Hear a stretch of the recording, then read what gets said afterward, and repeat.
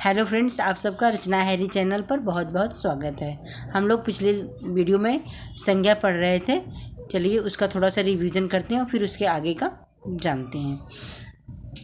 हम लोगों ने कल पढ़ा था संज्ञा किसे कहते हैं। संज्ञा के प्रकार में व्यक्तिवाचक संज्ञा, जातिवाचक संज्ञा और भाववाचक संज्ञा हम लोगों ने पढ़ा था। आज उसके आगे का हम लोग देखते हैं।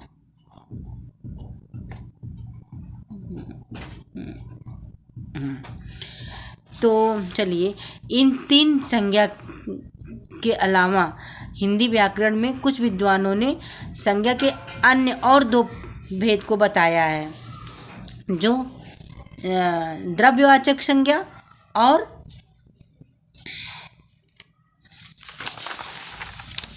समूहवाचक संज्ञा। दो संज्ञा विद्वानों ने और बताया। चलिए देखते हैं कि द्रव्य संज्ञा किसे कहते हैं और समूहवाचक संज्ञा किसे कहते हैं। द्रव्यवाचक जैसे आप लोग जानते हैं कि लिक्विड फॉर्म में जो होते हैं उसे द्रव्य बोलते हैं, जैसे तेल, पानी आदि। और चलिए देखते हैं, तेल की कीमत ने आसमान छू लिया है, तो तेल क्या हुआ, इसमें द्रव्यवाचक संज्ञा हुई। नदी का पानी स्वच्छ होता है, नदी का पानी क्या हुआ, द्रव्य हुआ। उपयुक्त वाक्यों में तेल और पानी पदार्थ या द्रव्य का बोध करा रहे हैं, अतः यह द्रव्यवाचक संज्ञा है। चलिए द्रव्यवाचक संज्ञा का चलिए परिभाषा देखते हैं। जिस संज्ञा शब्द से किसी धातु, द्रव्य अथवा पदार्थों का बोध होता है, उसे द्रव्यवाचक संज्ञा कहते हैं। किसी भी धातु, द्रव्य अथवा पदार्थ का बोध होने वाले शब्द को द्रव्यवाचक संज्ञा कहते हैं।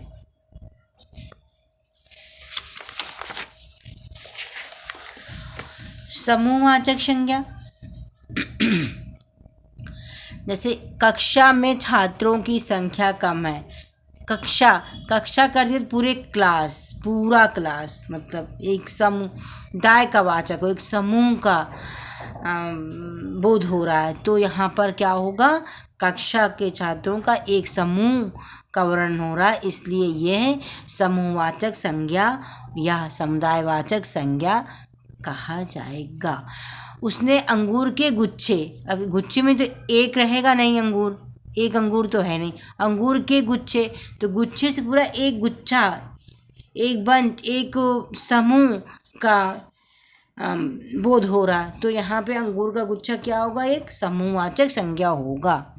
उपरोक्त वाक्यों में छात्रों तथा गुच्छे शब्द किसी एक प्राणी अथवा व्यक्ति के विषय में नहीं बता रहे हैं, जैसे हमने आपको पहले बता दिया, बल्कि वे समूह का बोध करा रहे हैं, अतः ये समूहवाचक संज्ञा है।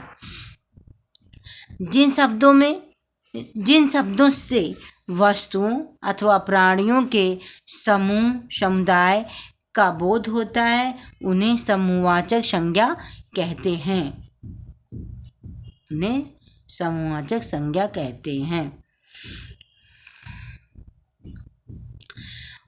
भाववाचक संज्ञा बनाने के नियम चलिए देखते हैं क्या होता है, कैसे चेंज होता है। जातिवाचक संज्ञा द्वारा भाववाचक संज्ञा बनाना।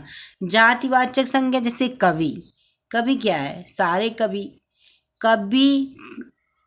में तत्व क्या है, ये हम ना तो गणना कर सकते हैं ना देख सकते हैं, ये सिर्फ महसूस कर सकते हैं, तो इसलिए कवित्व क्या हुआ, भाववाचक संज्ञा हुई।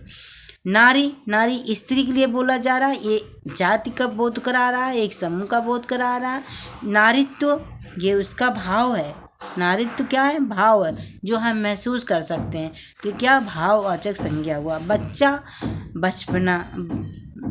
बचपन, मनुष्यता, तो जिसे हम महसूस कर सकते हैं वो भाववाचक संज्ञा कहलाता है।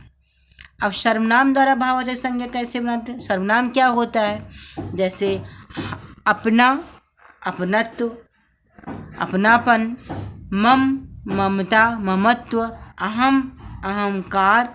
तो ये सब जो होते हैं ये सर्वनाम की जगह होते हैं, मम अपना अहम, और उसका ये ममत्व अपनत्व अहंकार ये सब हम महसूस कर सकते हैं, लेकिन इसकी गणना हम नहीं कर सकते।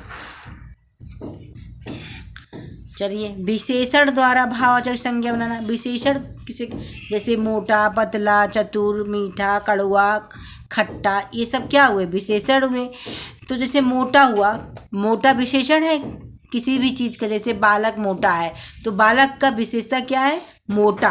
तो मोटापा क्या है, ये उसका भाव है, भाववाचक संज्ञा है। चतुर चतुराई, मीठा मिठास।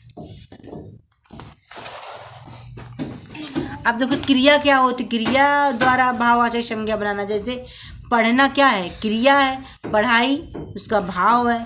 काटना कटाई, जीतना जीत, खेलना खेल, ये सब क्रिया है। क्रिया में इस तरह, जैसे पढ़ना का क्या, पढ़ाई, काटना का कटाई, जीतना का जीत, खेलना का खेल, हारना का हार, धोना का धुलाई।